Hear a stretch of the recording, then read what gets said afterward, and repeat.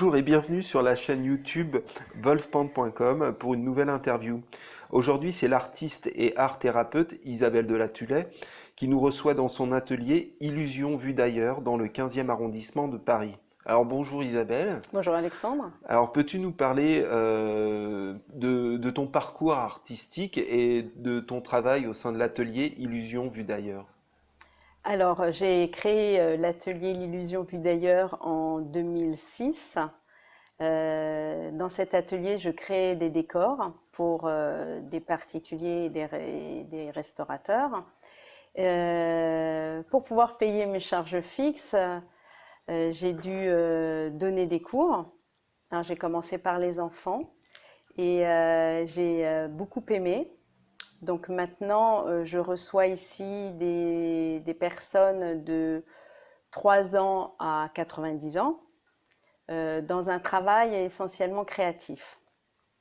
À l'issue des cours, j'ai voulu aller un petit peu plus loin dans le travail de la créativité et de l'expression créative. Donc je me suis formée à l'art-thérapie. Donc maintenant, aujourd'hui, je suis art thérapeute et j'exerce dans mon atelier et en dehors de l'atelier. D'accord. Voilà. Parallèlement à tout ça, j'ai un travail personnel plastique. D'accord. Voilà. Et c'est sur, on montrera un peu les tableaux que tu fais. Donc pour l'instant, tu es plutôt dirigé, enfin tu étais dirigé sur les arbres, et maintenant c'est l'arbre et ses racines. Alors là, j'ai une réflexion sur les racines.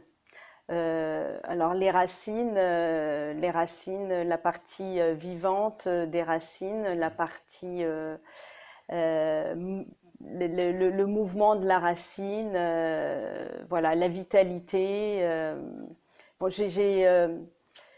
pour l'instant, je suis en pleine réflexion sur les racines et le travail plastique et le mouvement avec les racines. D'accord. Et Voilà, mais c'est encore tout au début de la réflexion et j'ai pas encore beaucoup de choses à montrer sur le sujet. ouais, tu es en train d'explorer un peu le sujet. J'explore, oui, D'accord. différemment. Et en ce qui concerne, ben, je sais pas, on les appelle des élèves ou des patients, enfin les personnes qui viennent Alors, ici. les personnes qui viennent en cours sont des personnes, ce sont des élèves. D'accord, Et les personnes qui viennent en art-thérapie, ce sont des patients. Donc d'accord, c'est quand même, c'est deux choses complètement différentes. d'accord. Ma posture n'est pas du tout la même. Alors Voilà. quand ils arrivent la première fois et que tu leur mets une page blanche, hein, on va dire, ou des matériaux dans les mains, leur première réaction, enfin pas leur première réaction, mais face à l'étendue de leur créativité, comment ils réagissent, du moins à l'étendue de leurs possibilités, Tu parles de qui? Des patients? des patients, si tu veux nous parler juste des patients ou si tu Alors veux parler des cours. les patients, c'est en fonction de leurs problématiques. C'est un peu difficile d'en parler. Oui, On choisit le matériau en fonction de la problématique de la personne et de la relation que je peux avoir avec de la relation de la personne avec moi. Donc ça, c'est quelque chose de très très particulier et on peut rien dire. En tout cas, pour les élèves enfants, mon, mon dada, entre guillemets, c'est de les amener à la créativité, par de la technique, évidemment, parce qu'on ne peut pas dessiner et peindre sans technique, mhm, mais c'est de les amener à réfléchir, à chercher autre chose, à toujours se dépasser, à se surprendre, mhm. et à explorer le processus créatif. Ça, c'est avec les enfants. Et les adultes, c'est un peu la même chose. Les adultes viennent avec leur propre travail, avec leurs propres envies. Et moi, je les accompagne dans leur processus créatif pour réussir à créer ce qu'elles ont envie de créer, ou au moins à accepter qu'elles le crèvent de cette façon-là. En tout cas, D'accord. je les accompagne. Et, Voilà.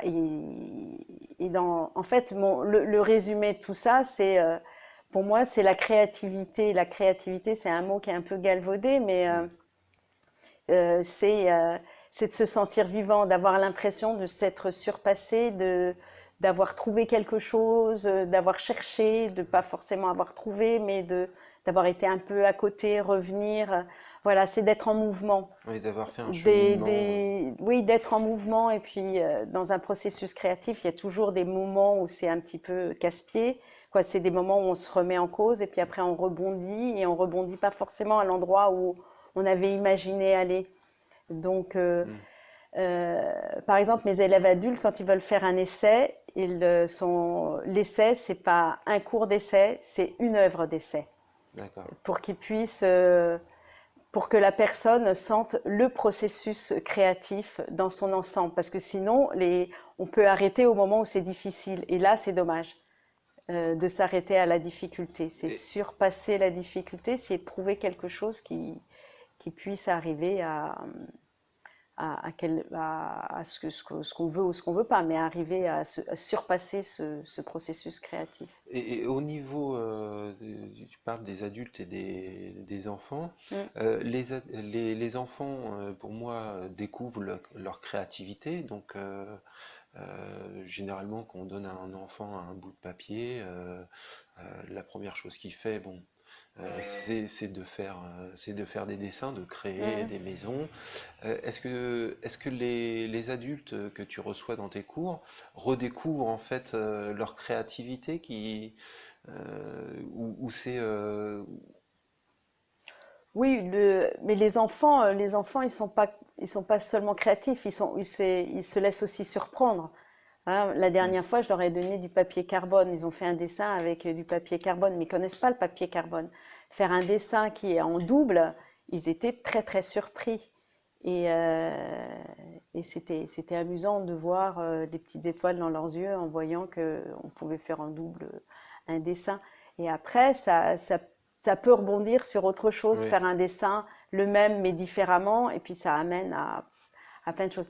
Mais alors, tu disais Est-ce les qui adultes, eux, ils se laissent surprendre. Hier, j'ai une élève adulte qui me disait, mais quand tu m'as montré ce que tu me proposais comme premier tableau pour commencer, je me suis dit, jamais j'y arriverai, jamais je ferai quelque chose de correct. Et aujourd'hui, eh ben, je l'ai fait. Je l'ai fait et j'aime le résultat. Voilà, c'est un peu ça, assez surprise. d'accord. Et en ce qui concerne les surprises, comme tu dis, t'en as beaucoup en fait, et t'arrives à être de passer un cheminement et d'arriver à un endroit où c'était pas là que tu voulais les Ah ben diriger. bien sûr. Bien sûr, c'est toutes les consignes que je donne des consignes. Et en fait, il y a pratiquement autant de résultats que de personnes. Moi, j'imagine un résultat d'une consigne que je donne, euh, mais ça m'amène à des choses que j'aurais même pas pensé. Et c'est ça qui est vivant, c'est ça qui m'intéresse.